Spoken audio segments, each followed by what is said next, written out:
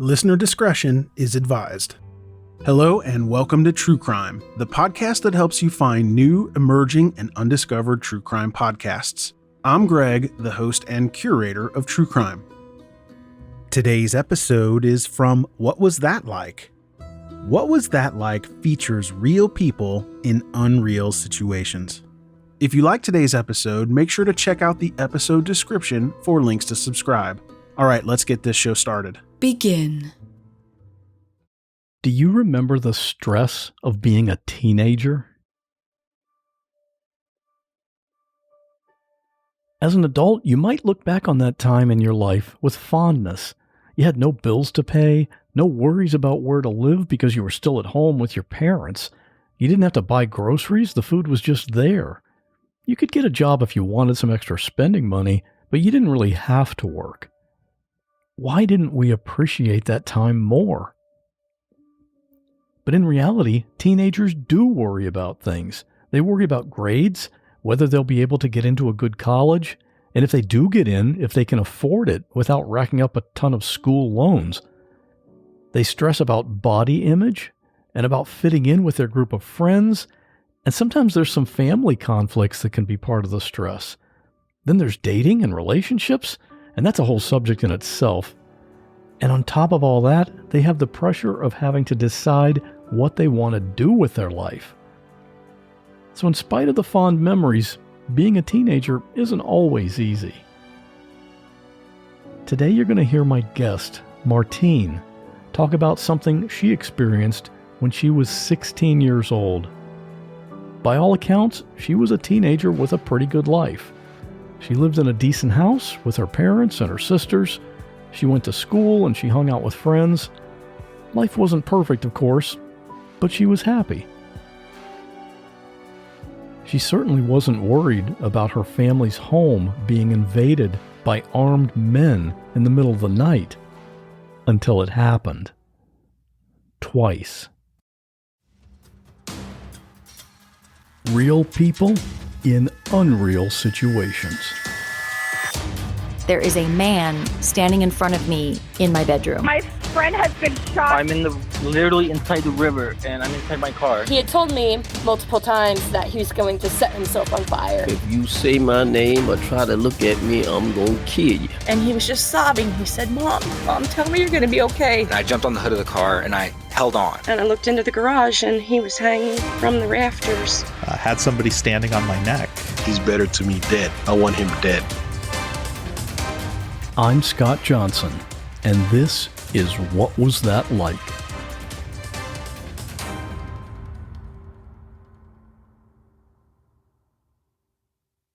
For what we're talking about today, where were you living at the time?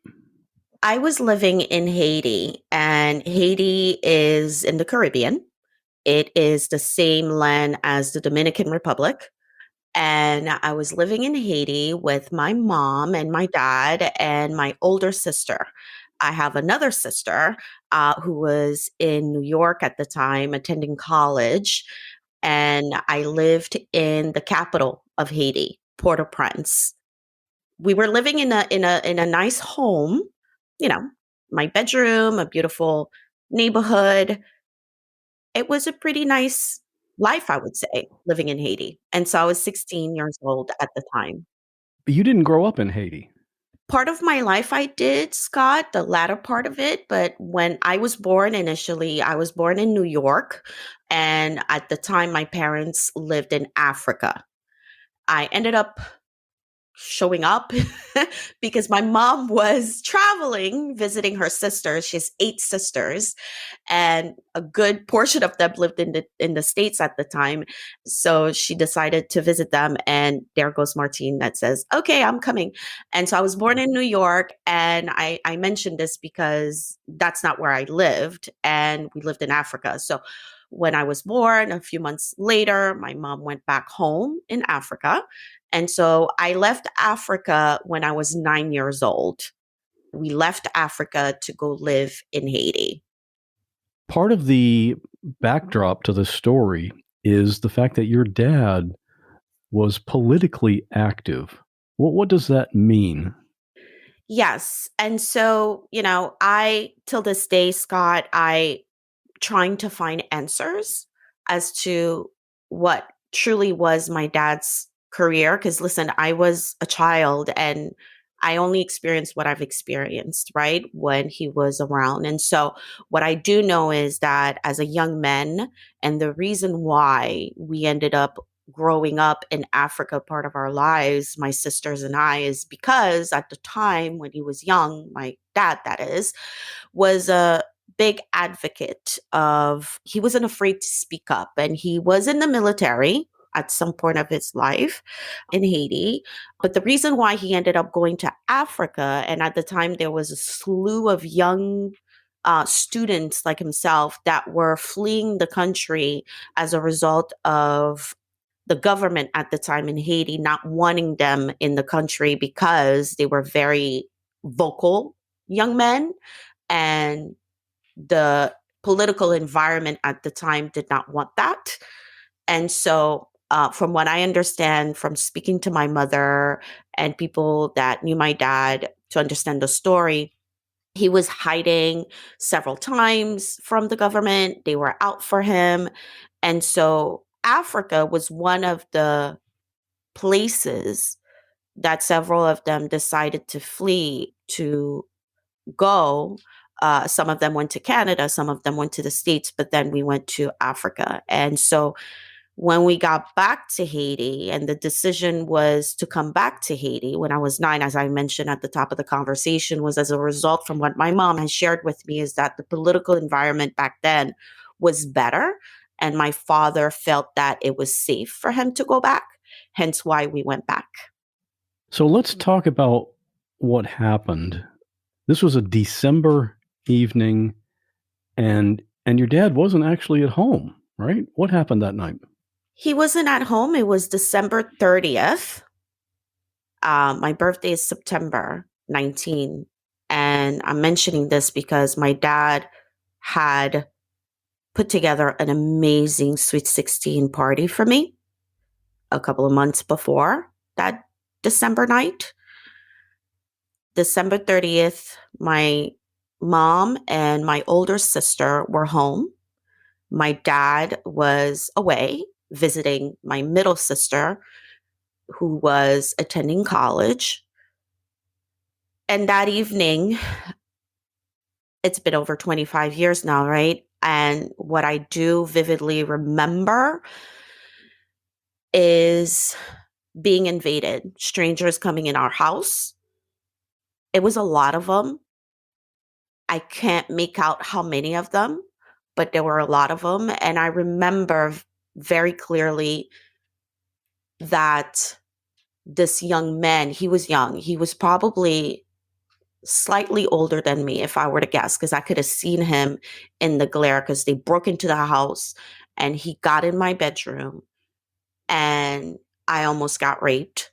And I looked at him and I said, "Don't do that to me, please." And I don't know if it's because he saw my face, the desperate face, and he was thinking she's as young as me, and all he did is take the chain that I had around my neck that my dad had given me and walked away.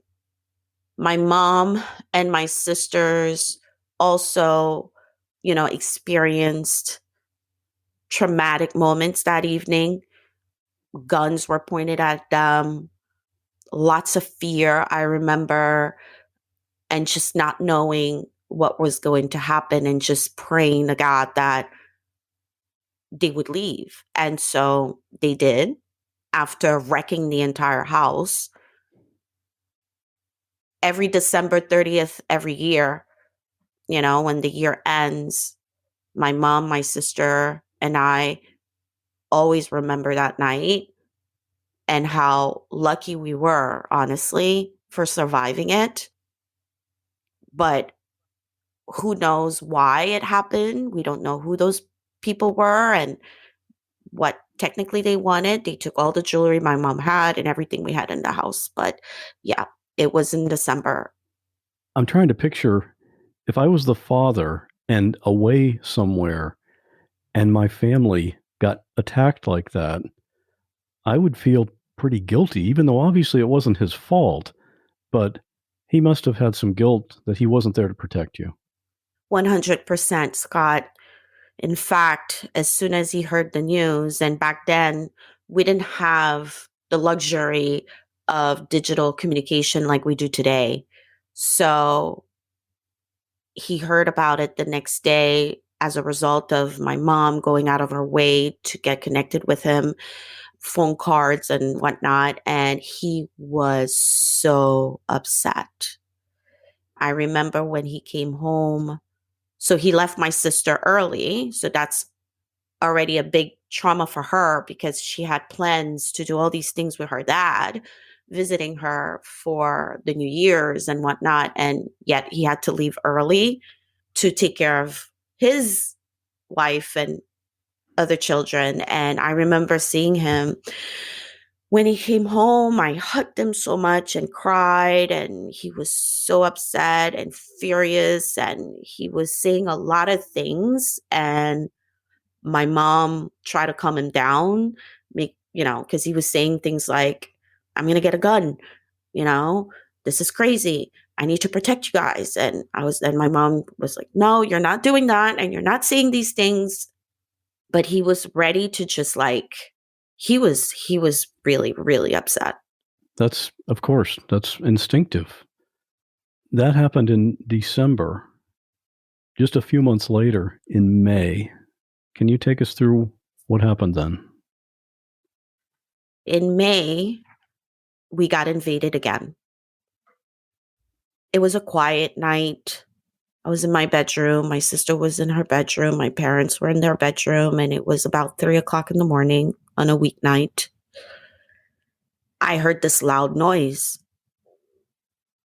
I mean, it's Haiti, and I'm thinking, there's noises outside and things, it's a quiet night. And you hear, at night you hear a lot of noise for whatever reason, right? Because it's so quiet.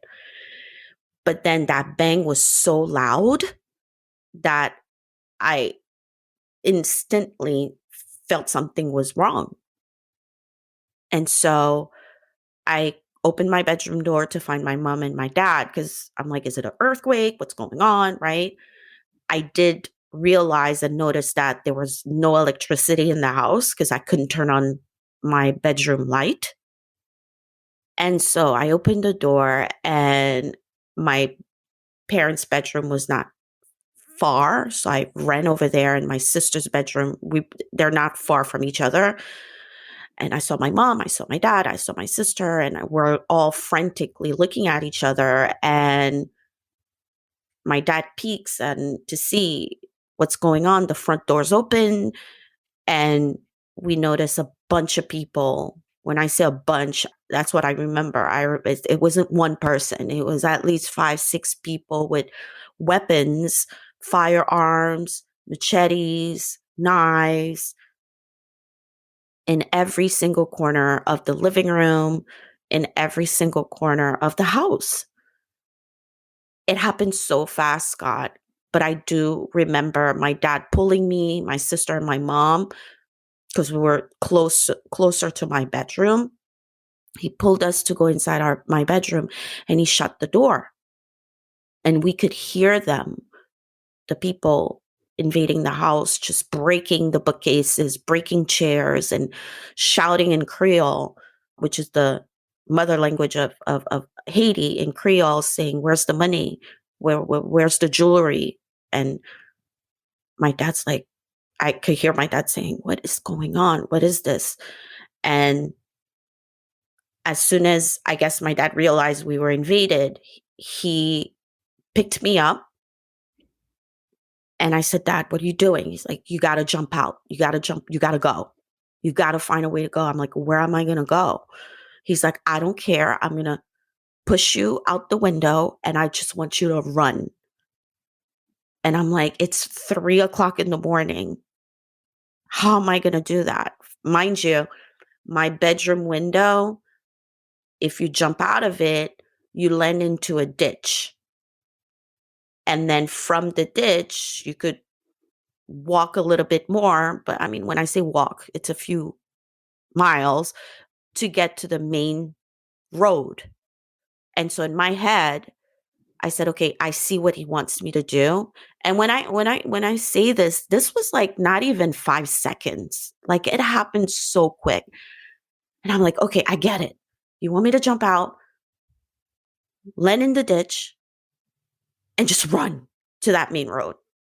So I realized that's what he wanted me to do, just go. But in my heart, I'm like, what's going to happen to you? What's going to happen to mom? What's going to happen to my sister if I leave? So all of that is going through my mind in like 2, 3 seconds time.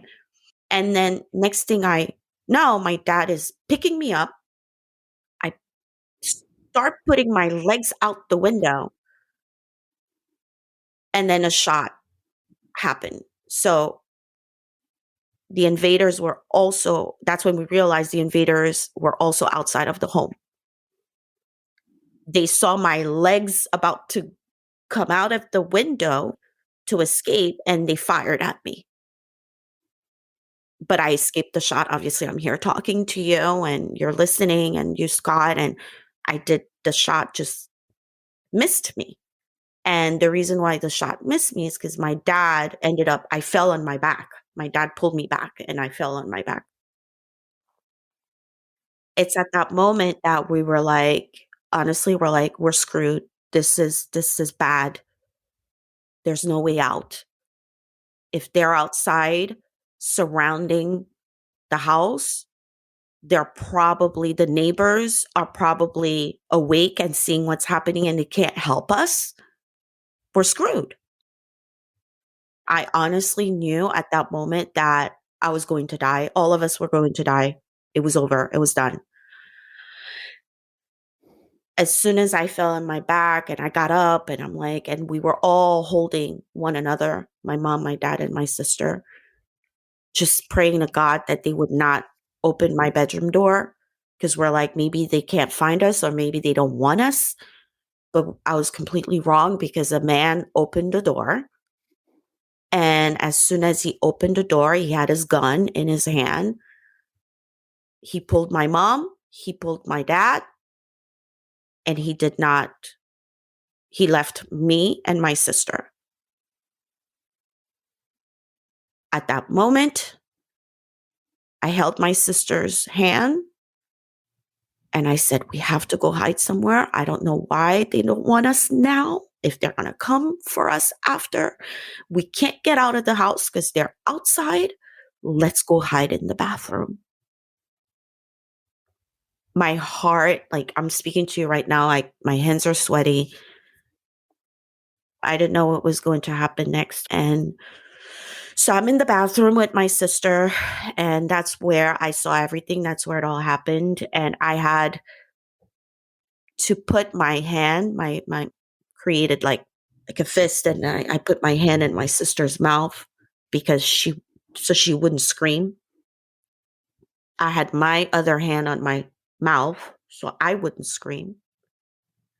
And the bathroom door where we were hiding was not completely shut. And so I never asked my sister actually about this. It's something that I may have to ask her one day. She never mentioned it to me, if she was able to see what I was able to see, because she was behind me with my hand in her mouth. And so I was looking, and all I could see was the mid to bottom part of my parents' body. They were laying flat on the floor, and I couldn't see anything else but that.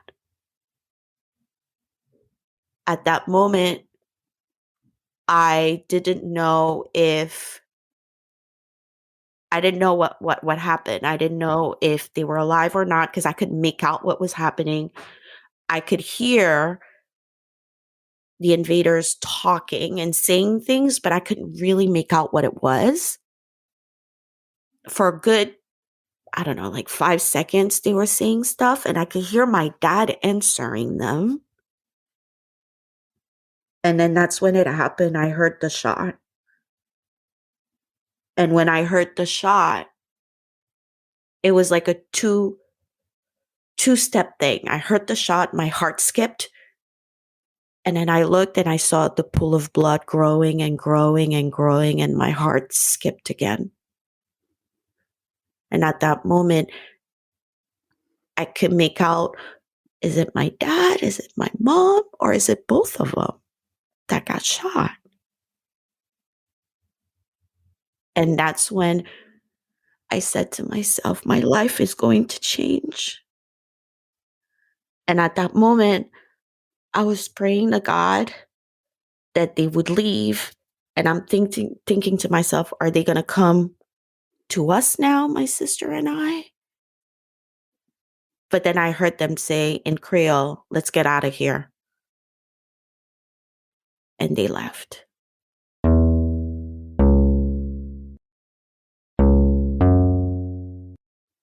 When I realized that they left, and I heard my mom said they left, I opened the bathroom door, went to them. I realized my mom was not the one that was shot, but it was my dad. And he was laying on the floor with his head in the pool of blood.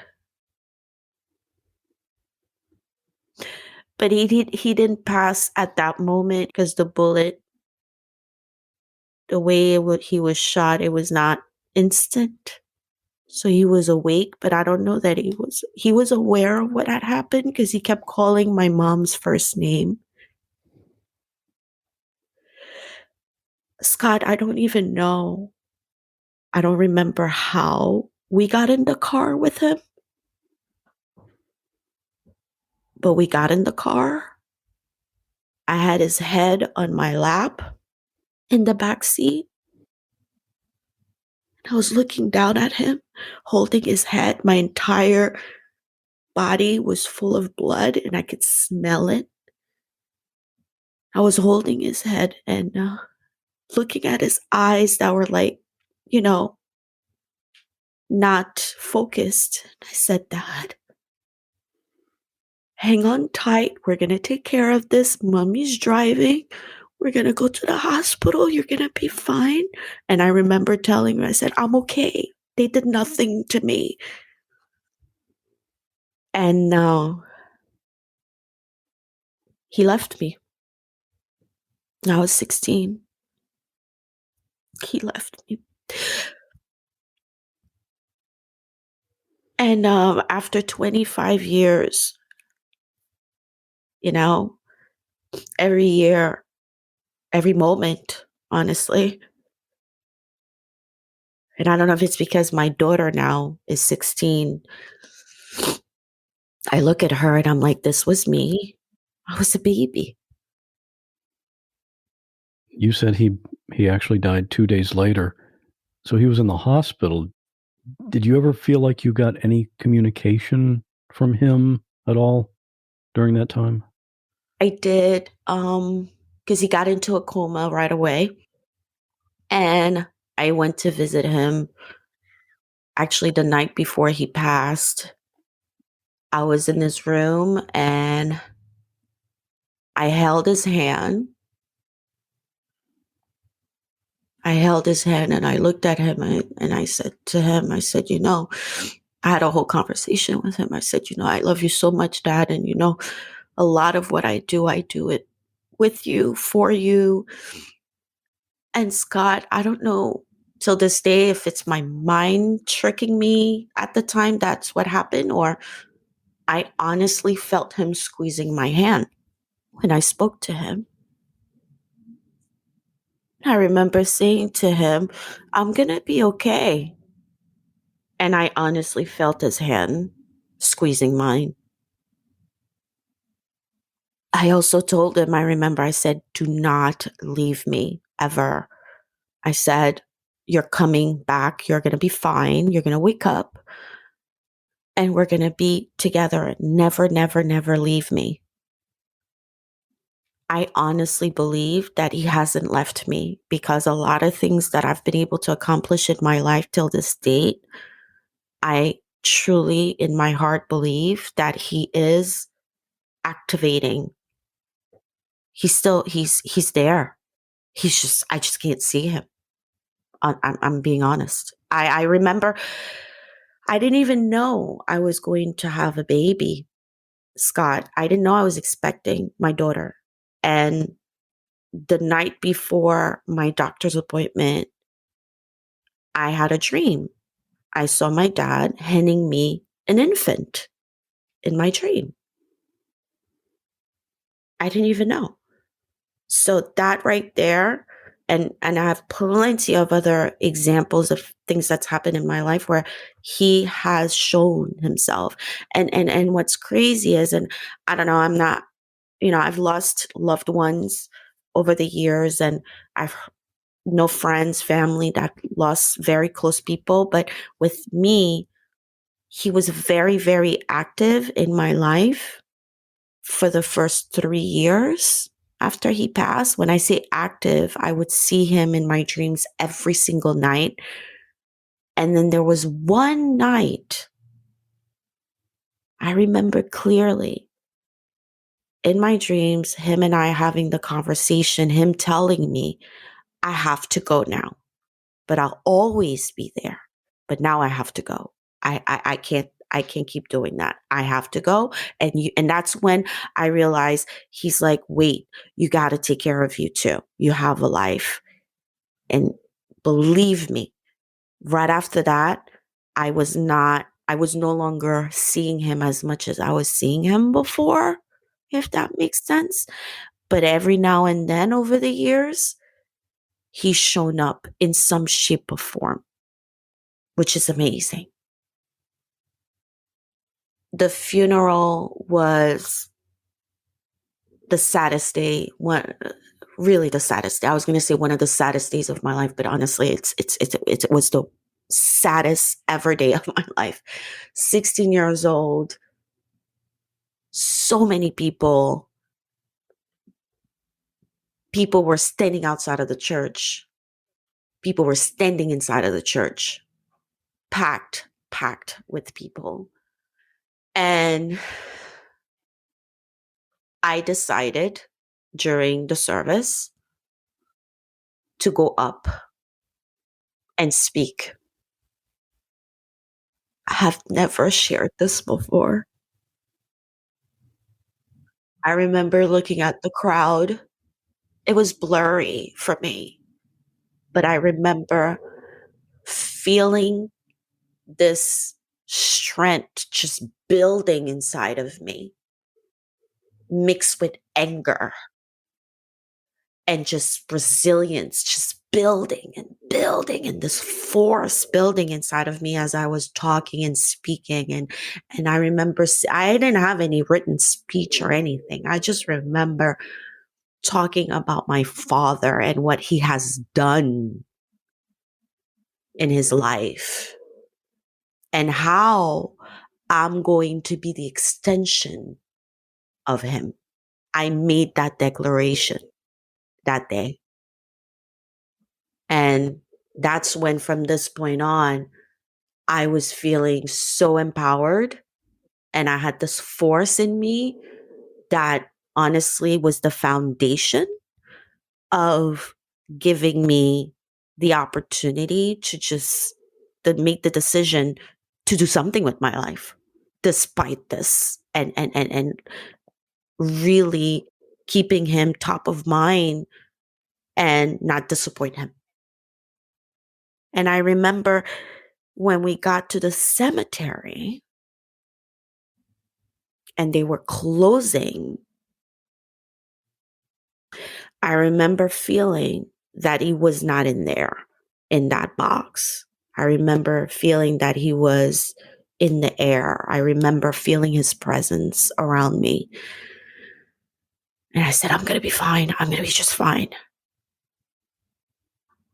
I can imagine part of the problem with how to respond to this or how to go forward is the fact that these invaders were never identified. I mean, how big of a deal is it that you never got justice? It's a big deal. It's a big deal. It's one of those things that, my mom, my sisters, and I had to just accept. And that was not long ago that we were like, you know what? We just got to move on, guys. Like, we're never going to know why. We're never going to know if December and May were the same people or not.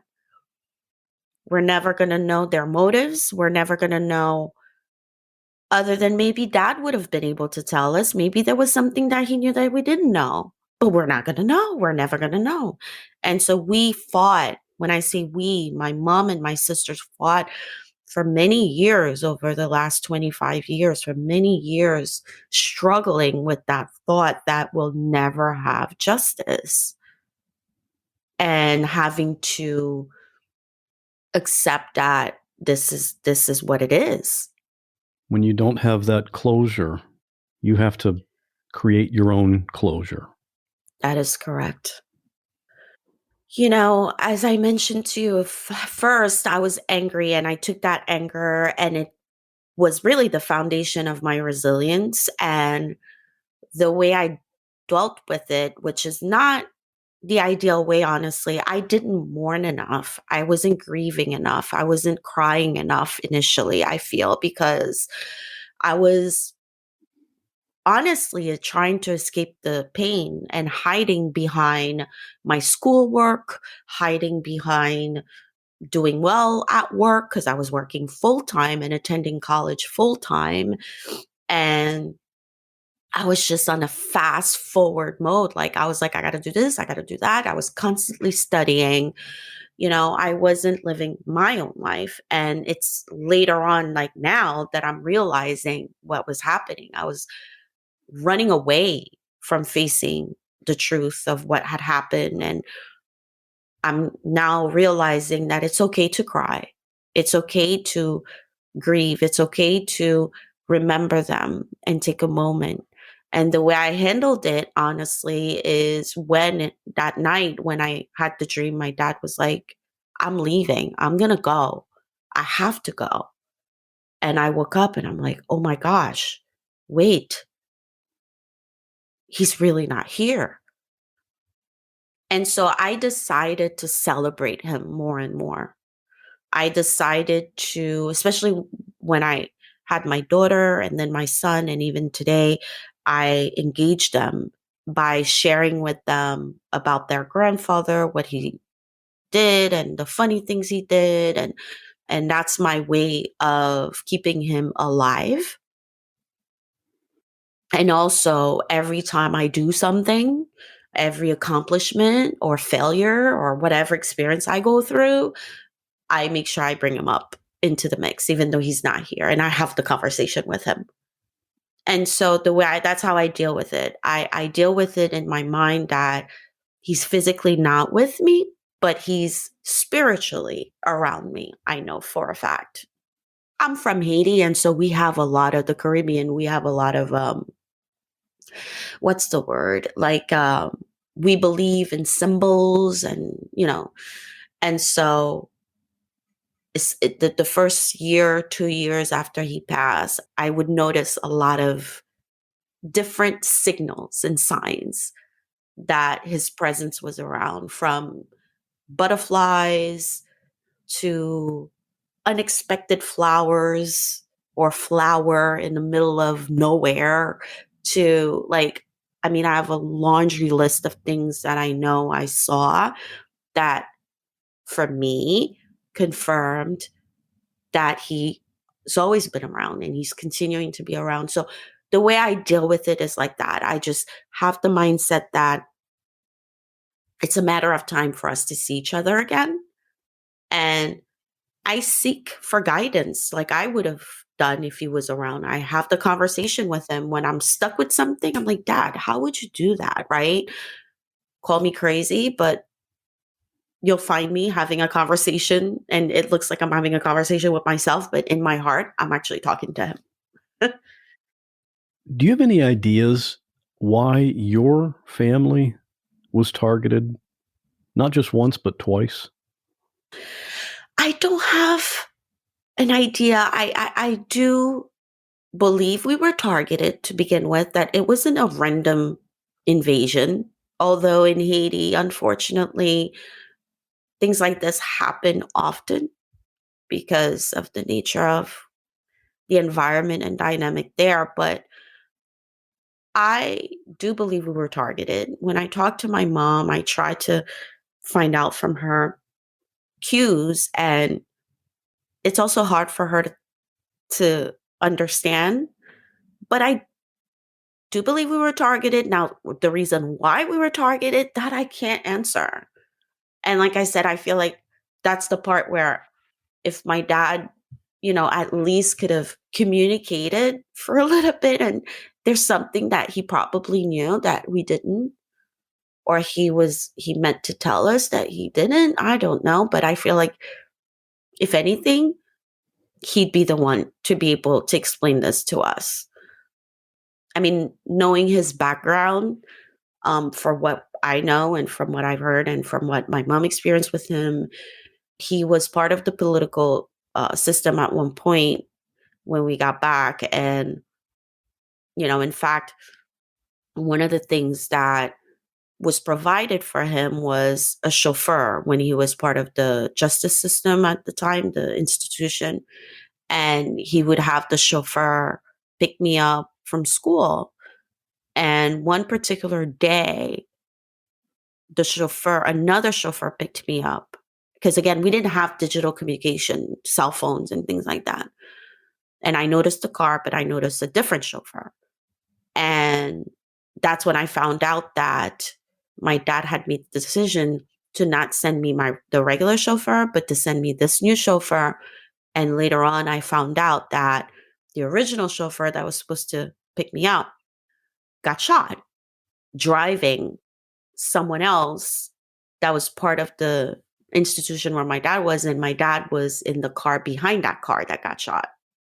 So all that to say, that's why I 90% believe we were targeted. I don't know why till this day. But obviously, being politically active, he may have made a few enemies. Although it seems like the invaders were looking for valuables, jewelry, things like that. Mm-hmm. That's where I'm not clear, right? I'm like, is it a target or is it an invasion? Because those things happen in Haiti. So I don't know. At the time of his death, you and your dad were very close, like together all the time. And he was going through sort of a transformation himself. Mm-hmm. What was happening with him? He was. And so I remember that day he picked me up from school and we went grocery shopping. And I remember him making me laugh because he was very funny in the supermarket. And we were very engaged. And so my dad used to drink a lot. He was an alcoholic, honestly. The reason behind it, till this day, I have so many questions for him. And you know what's crazy, Scott? It's like the questions I had for him were questions that at the age of 16 were going to start to open up for me to ask him. And I didn't get a chance to do that. Because at 16, that's when I'm like, wait, if you're an alcoholic, there's a reason behind it, Dad. But I remember being 13, and that's when I remember having a conversation with him. I said that there's something called AAA. I didn't even know what it was. I'm like, there's something called, like you could go talk to people. I found out I really want you to be better because, you drink too much. And when you do, and I was 13. I didn't understand that people with addiction or whatnot, there's usually a reason behind it. But I didn't get that part. I didn't get to that part yet. I didn't understand. But long story short, he was going through a transformation thanks to me. Because I had a conversation with him when I was 13. I said, Dad, I love you so much, but I don't love you like this. I want you to change. Would you do it for me? And that's when he was very thin. He had lost a lot of weight back then. And he said, you know what? Yes. And 3 years after that, that's when he passed. He was gaining weight. He was active. He was no longer drinking. He was the healthiest man ever. And that also got me upset. I'm like, why? He was just getting back on track. Like, not being an alcoholic anymore. And he had just decided, because I had asked him to leave the political system. I told him, I said, I don't know that this is the right thing for you to do that. That was 3 years before this whole thing happened. And he's like, you know what? And he left. And he went back to the education part that he did in Africa. And he did it in Haiti. He was teaching at a school. I was in his classrooms after school. And he enjoyed the students. And he had left all of that. He was a brand new man. And then this happened.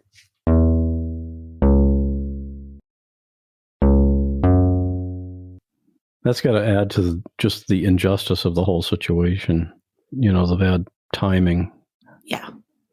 What have you done since then? You've made quite a few advances in your own life, career-wise, and you have your own business. Were you just channeling all your anger into success? Yeah, that's what I have concluded happened. Absolutely. Because now I've always been a type A kind of person. My mom tells the story all the time where in Africa, when I was in kindergarten, I'd come home and she used to go to me and say, Martine, put your book back down. You just got home, relax. You could do your homework later. Because I literally would get home, open my backpack and start doing homework. She's like, wait, take a moment. You'll do homework. So that's me. I'm always that one that's like, I want to be the team leader for the presentation. This is how we're going to do it. Like that's always been installed in me. That's unusual for a kid. Exactly. And so with that, and then the anger, I was this fireball, just wanting to do. And so, yeah, I went through college full-time, working a full-time job. At 1 year, I was working 2 full-time jobs and going to college full-time. And I was like, I could do anything, right? I'm blessed to say that I did very well for myself in my career. I worked in corporate America for years before I was laid off as a result of the pandemic. And this job that I had, I remember the first time I was assigned to travel to Asia for work. I remember thinking about my dad because that was one of the wishes that I had told him that I wanted to do, was to travel to Asia with him because he's never been. Even though we lived in Africa, we were going to Europe, we came to the States, he's been to Brazil, he's a world traveler, he's never made it to Asia. And I remember having the conversation with him saying, when I graduate high school, we are going to celebrate with a trip to Asia. And so that obviously did not happen. And so my career in corporate honestly gave me the opportunity to manifest them again, right? So I went to Asia several times. I've been to Europe and, I got promoted several times and learned a lot. And that's one thing I've accomplished that I know I'm very grateful for. Today, not only do I have a business, as you shared, I love it so much. I also teach. I'm an adjunct professor. And so I'm in the higher education field. And guess who was in that field? As I mentioned before, my dad, he was a teacher as well for high ed. And I have to add, I recently became a notary public out of nowhere. It's another story. But then when I shared that with my mom, I said, Mom, I had this situation happen and I'm going to go through with, getting my notary public certification. And she's like, did you know that your dad was the notary public as well? I'm like, no way. I'm like, well, I guess he's manifesting and showing me all these things without me even realizing. I'm like, what's next? I remember I spoke to my mom the other day. I said, what is it that dad did that I have yet to do? Can you tell me so it's not another surprise? You want to predict your own future, don't you? Well, you mentioned that you're a professor. What you didn't mention is that it's at 3 different colleges. You are really driven, and you have your own podcast. What's your podcast about? Yes, I do. I have a podcast. It's a video podcast. It's called Visualize and Create. And that's what my motto is. I've been on that journey of visualizing what I wanted. I even remember being an assistant at my corporate job and visualizing becoming a manager and thinking, how am I going to create that transition? So I'm in this constant visualize creation mode. And so I decided to open up the video podcast to curate amazing individuals from all walks of life around the globe that have created amazing lives for themselves. And it's not only in business, but also in their lifestyle, their health, their careers. And they come on the show to share their journey and also share the how for the ones that are tuning in that want to probably do the same thing, the second act, or maybe they're teachers and they get that inspiration from people that they can actually relate to and giving them the tools. And so that's my podcast. It sounds like that's the perfect outlet for you to help people in that way. Yes. So your website, tell people about your website and how they can find you. Thank you, Scott. Yes, for you listening, I would love for you to visit my website. It's my name, martinecadet.com. On there, you'll have the opportunity to connect with me on social platforms. I invite you to message me directly. I love connecting. And so do not hesitate. I'm the one that answers my messages. And so I don't have anybody else doing it. And so just mention that you heard the episode and, I'd love to support you in any way I can. And so everything is on my website. My podcast link is there. You can also download the podcast should you want to. It's an app. And so, martinecadet.com is my website, and you'll find everything there. And we'll have links to all that in the show notes as well for anybody that wants to contact you or listen to your podcast or anything.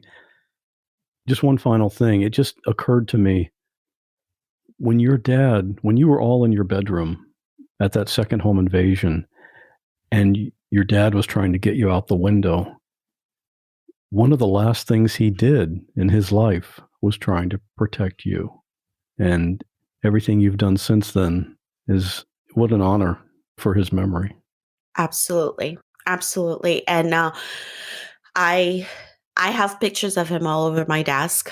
As I'm talking to you, I'm looking at him. He's alive. He's alive. He's all well and done. I know this is not an easy thing for you to talk about, and I really appreciate your sharing your story with us.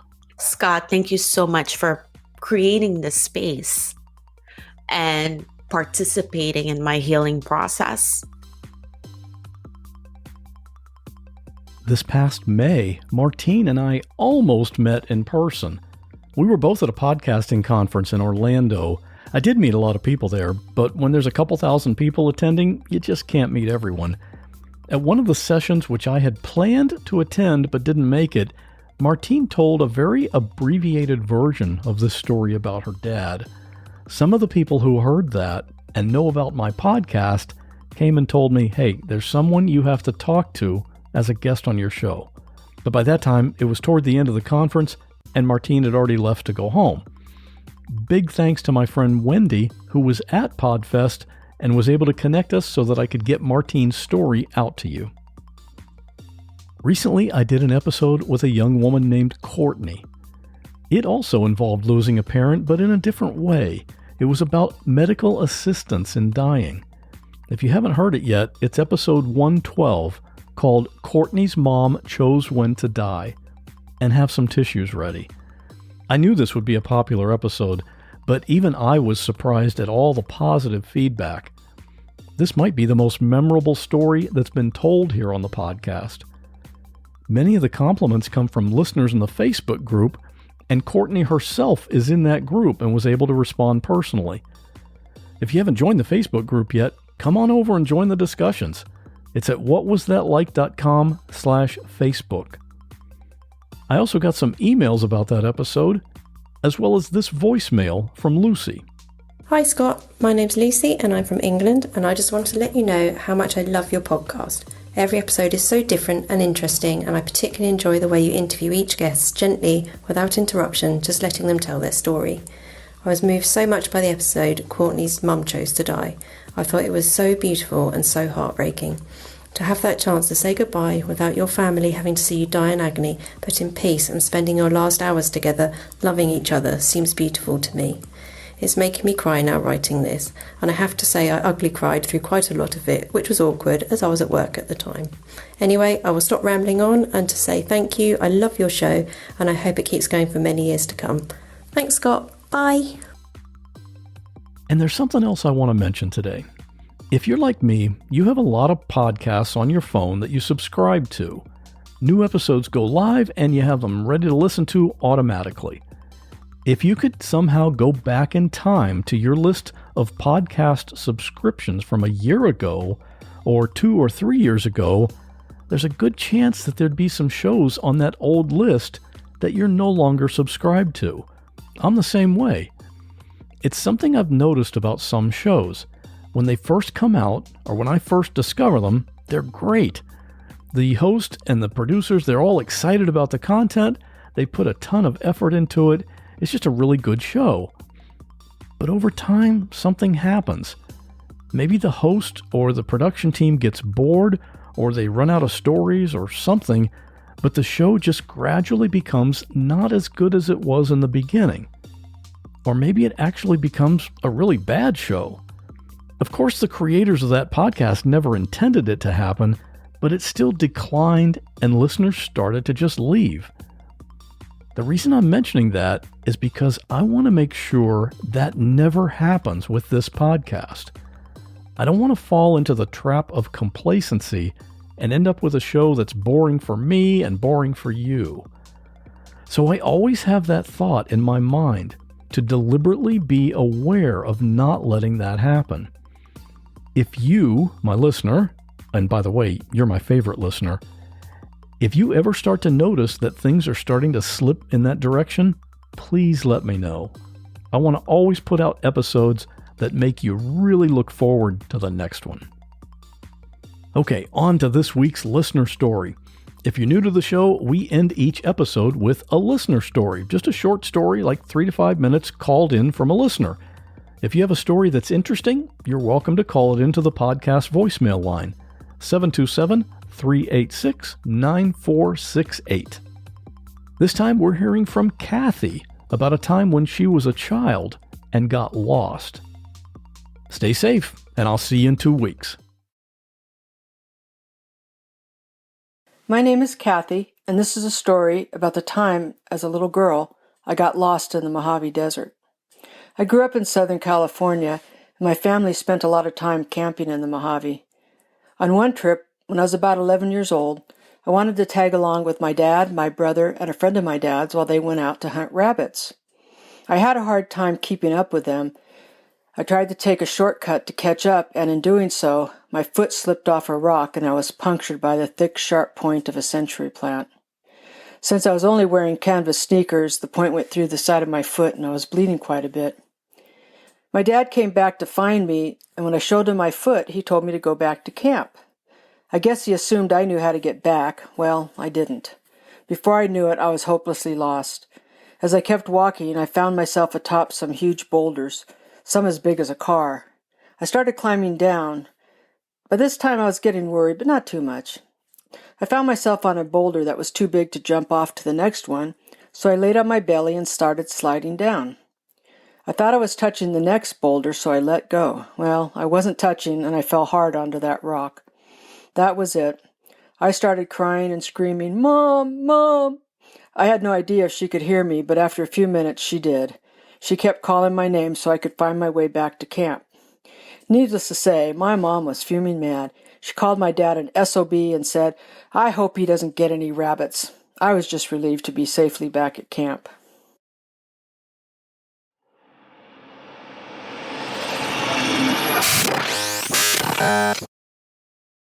Thanks again for listening to True Crime by Indie Drop-In Network. If you would like to nominate a true crime podcast to be featured, just send me a tweet at Indie Drop-In. I'd also love to hear if one of our featured podcasts is now your favorite show. Indie Drop-In survives off ad revenue and listener donations. If you would like to contribute, please consider buying me a coffee. You can go to buymeacoffee.com/Indie Drop-In. If you look at the very bottom of the episode description, I put a link in there to make it really easy. Indie Drop-In has many other shows that you also might like. Just go to indiedropin.com. All right, see you next week.